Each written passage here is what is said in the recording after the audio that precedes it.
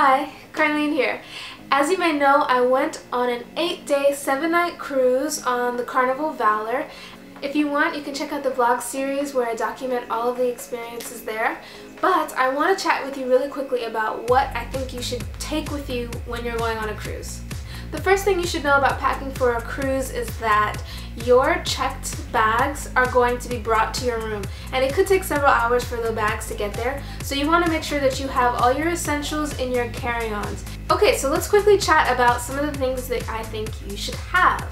Number one most important thing that you should travel with is obviously your travel documents. I also think that you should have at least one physical copy of all your documents. In addition to your physical copies, you should also have a digital copy. Take a picture of your passport, all the pages of your travel visas, your driver's license, any travel documents, take pictures of them and storing it somewhere in the cloud. If all of your stuff gets stolen, I mean, I know this is unlikely, but you won't be stranded without having any way to access your stuff. If you can get on a computer, then you'll be able to reach documents, which will make it so much easier to get replicas, because you have to prove your identity, and if you've lost all your ID, then how do you prove identity? Okay, so when you're going on a cruise, I don't think there's any limits on the sizes that you can take. So feel free to pack full-size liquids. You can check your specific cruise line to make sure this was true for you as well. But I didn't run into any issues here. But you know, all things considered, it's a short time and you don't have a lot of space in your cruise cabin. So, you know, save yourself the luggage space and use that space for souvenirs.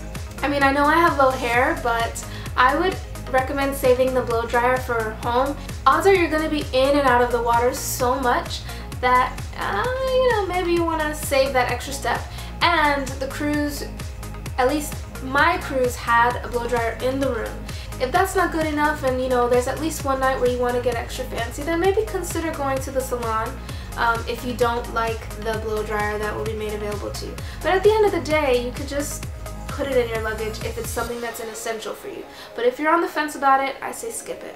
Okay, so this next item may sound a little strange and I'm not sure if I recommend it, but it was something that my brother and I brought that actually came in handy. So we brought a case of bottled water, which was actually pretty ridiculous. I wish I could have caught it on camera with all their vlogging footage, but obviously our hands were so full carrying around this case of water in addition to our baggage, so I didn't have the chance to capture it. If you're not going to carry a case of water, which I don't really recommend, definitely bring a water bottle. So that way you can fill it up and have water whenever you need. And it may sound like a small thing, but trust me, it's important because you're going to be out in the sun so much that you want to make sure you stay hydrated. You can bring large amounts of liquids on the cruise, but they have to be sealed. I think there's a limit on how much alcoholic beverages you can bring, so check for your cruise line. I'm not exactly sure the rules for that. I think there's a few juices and water that's included, but soda is extra. So if you really need your soda fix and you want to save some money, or maybe you're going with a large group, then consider bringing your own case. Alright, so when it comes to clothes, you gotta bring at least 2 bathing suits, no less, because you're going to be in the water so often that you're going to want to at least allow one to dry. This is of course assuming that you're going on a cruise that's in warmer climates and you're going to be in the pool during the sea days and you're going to be doing water activities or enjoying the beaches on the shore days. You don't want to put on a wet bathing suit, that's no fun. So when it comes to clothes, you gotta know the dress code for the cruise that you're going on. Some cruise lines have more formal experiences than others, but it's all going to depend. In general, I would say there's going to be a range of super casual where you're just wandering around with your bathing suit and cover up, and then there's going to be the range to the formal.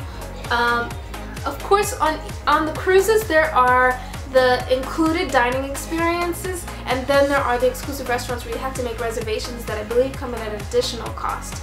So if you're doing super fancy, then, you know, check and make sure that you're bringing the right dress code for that. In general, I found that in the dining experience on the Carnival cruise, it was pretty casual and we were able to wear, you know, just as long as you weren't wearing a bathing suit. I found myself wearing a lot of sundresses. Now, of course, when you're out in the sun, then it will be hot. But when you're in the air conditioning, it will be cooler. So even though you're thinking tropical, still make sure you bring a cardigan or some type of sweater that will keep you warm throughout the cold AC. If you intend to go to the gym, at least my cruise ship did have an exercise area, so then you can bring workout clothes. I believe there was a basketball court, tennis court, and other workout stuff that I didn't take advantage of. But you know, there was water aerobics, let's call it that. Basically, I was in the pool most of the time or in the ocean, so I found myself not doing a lot of working out. I will say though, if you really intend to swim, like really swim, then you might be surprised to know that the cruise ship is not the best place, at least not in my experience. Even though there were tons of pools, there was also 10 times the amount of people per like square foot of pool space. So the pools were always crowded, and it wasn't the type of place to swim laps. So don't expect to get a real workout in from the pool unless you're heading, and there's pool hours, so it's not like you can go in while everyone's asleep. So I'm a bit of a tech addict, so when I travel I actually bring my whole tech kit with me. That means my smartphone, my laptop, my cameras, sometimes my tripod, most times my tripod, hard drives, chargers, accessories, they all come with me almost all the time. That might seem a bit obnoxious, and that's because it is, but in my defense, most of my trips are actually working vacations. Well, I don't even really like to call them working vacations because I like to think of it as me just picking up my life and moving it somewhere else. Sometimes I work, sometimes I play, and I like to mix it up. That way, everywhere is an adventure and everywhere is home.